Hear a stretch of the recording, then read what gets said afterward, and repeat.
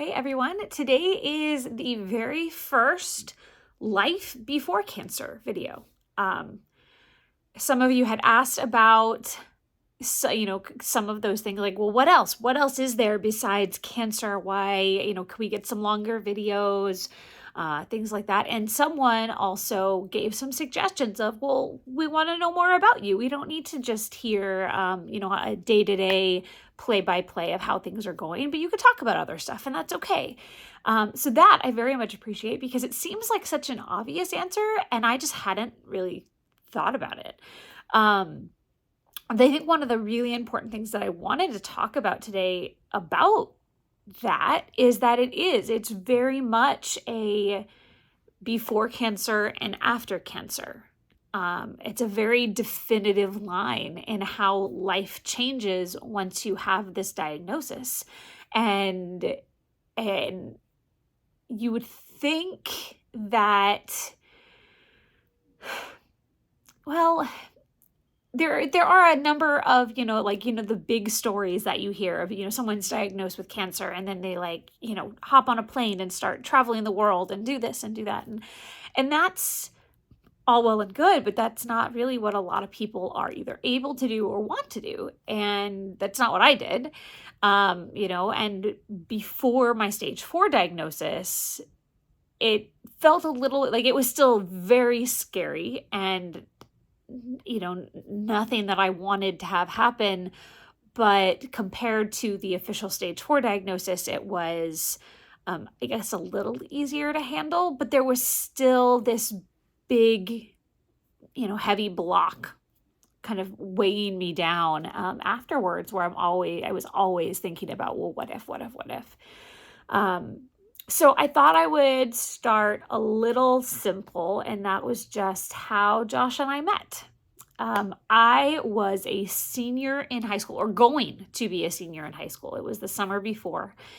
And I had gotten a job at one of the local summer camps. And I was just what they call a junior counselor. So it was my job. I'd be assigned to 3 different cabins.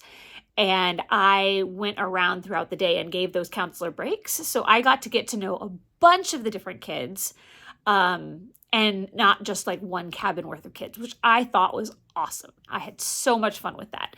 And Josh worked on their equestrian team and also did things like arts and crafts with the kids and environmental education. So his team worked on those 3 things. He still lived in the cabins with the kids and everything. But he also wasn't in charge of one group of kids. He was in charge of all of the kids coming through and doing these activities throughout the week. So I got the job. There was a giant staff meeting at the start of the summer that I went to, and there's a lot of staff that it takes to run a summer camp. So if you've never been, if your kids have never been, just keep that in mind. There's a lot of people there. And I remember kind of seeing him from a distance. I never actually really got to talk with him or see him or interact with him outside of these really large group activities that we did. But I do remember going, he looks like a lot of fun. I remember there was there was a couple other people that I knew who were staff members at the camp. And one of them, I had no idea that I would see her. She and I went to church together. And he knew her. They had worked together previous summers. And I remember him running and picking her up and throwing her over his shoulder and running down the trail with her as she squealed and was like, ah! And I felt jealous. I was like, man, he seems like a lot of fun. I want to get to know him. And, but I've always kind of been a little bit more on the shy side, especially with interacting with people. I'm really good, kind of faking it till I make it. And I loved camp because it definitely helped me get out of my comfort zone. And it was a way where I was kind of sort of forced to interact with people that I might not interact with. And I also always have loved kids, and I always did babysitting and other things like that. So combining all of those things into camp was great. So anyway, see him during staff meeting, think he looks like a nice guy. He looks like an interesting guy. But then I leave for half of the summer. So that had always been the plan. I had a short-term,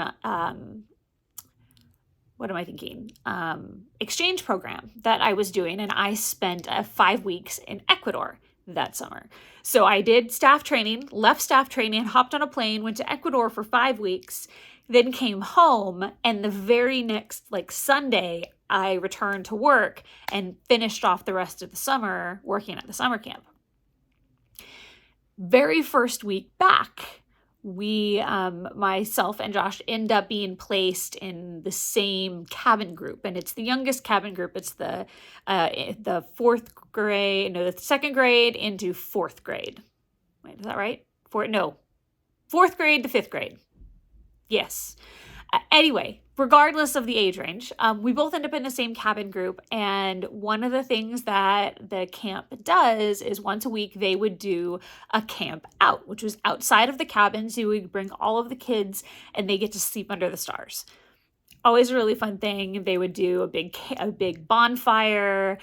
They'd get to cook s'mores and all of those fun things. And of course, this is all weather permitting. Well, weather worked out really great. And, we all worked as a team in that cabin group to get all the kids settled, getting them laying down and everything. And then we just all are, we still have to watch the kids. But so we all kind of hang out and talk and just sit around the fire. And Josh ended up coming up, and I remember, because I still had never really been introduced to him. There was never hey, I'm Kestrel. By the way, we went by different names at camp. I was Kestrel, he was Froggy. No one had ever introduced us, or we hadn't ever been hi, I'm so-and-so, how are you? But the kids have gone to bed. I think I might have had a little bit of time, I had my break time. And so the kids are all got put to bed. I had my break time and then I came back down, something along those lines. And I remember sitting at the fire and all of a sudden someone comes by and sits next to me and puts their arm around me. And I'm like, well, this is awkward. And I look over and it's this same guy, it's Josh. And he goes, hey, how's it going? And at that point, he introduces himself. He takes his arm away because I'm not sure he realized who I was or if he thought he knew me. I don't really remember, but I remember he pulled his arm back and we just started talking. And again, remember, the kids are now asleep or pretending to be asleep more than likely. And we just sat and we talked. We talked a lot about some similar things. And I don't remember how we got on the conversation, but both of our brothers have struggled with drugs and being in and out of jail and other pretty tough things throughout both of our lives. And somehow we got on that topic and we started kind of chatting about how odd that was that we both had similar pasts in that respect. We talked about ghost stories, fake ones, real ones, real ones, ones that my family had told me that it happened to them. And so and then I think we started talking about constellations, and he wasn't as familiar with some of them as I was. So I remember we looked up at the stars, we kind of laid back and looked up at the stars, and I was able to point out a number of constellations that he was not familiar with. And yeah, we stayed up for hours and hours, way later than we should have, considering we had to get up early and deal with kids. But that was the start of it. By the next day, he'd been like, hey, do you want to date? And I honestly, I don't remember how the conversation started or if it just kind of naturally happened. He gave me my first kiss that night, actually. Oops, we weren't supposed to be doing that at camp, but I'm sure a lot of stuff like that happened. I had never been kissed before. He was my first boyfriend ever. And that's not because I'd been asked a couple times, but I was one of those silly kids that was isn't dating so that we can get to know someone so that we can get married and have kids? I'm in high school. I don't want to do that. That seems stupid. And so I was never really interested in dating. I mean, I had a couple crushes, and had they asked me, then I'm sure it would have been a different story, but they didn't. So it all worked out in the end. Yeah, and so we started dating. I remember the first we had weekends off. Well, we had like 18 hours off or so. And so I remember one of the first, I don't remember how long it was. It was probably 2 or 3 weeks into us like having this relationship, where I invited a bunch of the people over from camp. We had a number of international students who usually just got stuck at camp in between the sessions. And so I invited all of them to come and stay at my house, at my parents' house, for a night so they could get like a home cooked meal and just kind of hang out. And Josh came along as well. And I remember having a conversation with my, and I have Kaiser calling me. Sorry for the little blip there. I had Kaiser calling me to ask a question. So I remember the first time he came over to my parents' house, I was like, don't judge a book by its cover. I like this guy. He's really, really nice. And the reason I had to prep my family for that is because he had lots of piercings. He had like his tongue pierced and his lip pierced, and he had his eyebrow and a bunch in his ears. He had tons of tattoos. So he was not the nice Catholic boy that my mom would have wanted me to date. But again, it was like their experience with people kind of like that, especially the tattoos. That was the big thing. Had never been that great. As in, like, my brother had lots of tattoos and he'd always caused lots of problems. So that was their connection. And I was like, that's not who he is. He's much different. But it worked out. He charmed them. He had us all laughing. We all had a great time.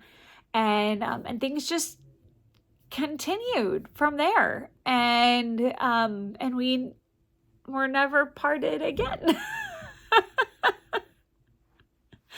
I mean, it was definitely a surprise. I never expected that I would like find someone at a place like that, which seems really silly because it was one of my favorite places. And it seems like if I love those places so much, it seemed likely that finding someone else who also really liked those places was probably going to be in my future. Makes sense, I think? Yeah. But he was so sweet. I mean, he loved doing photography. He wrote poems. He ended up like writing me poems and things throughout the summer. I'm sure I probably have like a box of them still somewhere. And and we just kind of continued our journey. He was already out of high school, so that made my parents feel a little also awkward about that because he was a little older. But I was a senior. I was almost 18 years old at the time, so they had no say. That was actually, I think, one of the first times I ever said that to my mom. It had to do with him, and it was Mom, I'm 18, and technically I can do whatever I want. I was always the good kid who never got into any trouble or anything, and so me actually using that, I definitely threw her off. And it wasn't for anything like nefarious or anything. It was just, growing relationship. And that stuff. And I was like, no, sorry.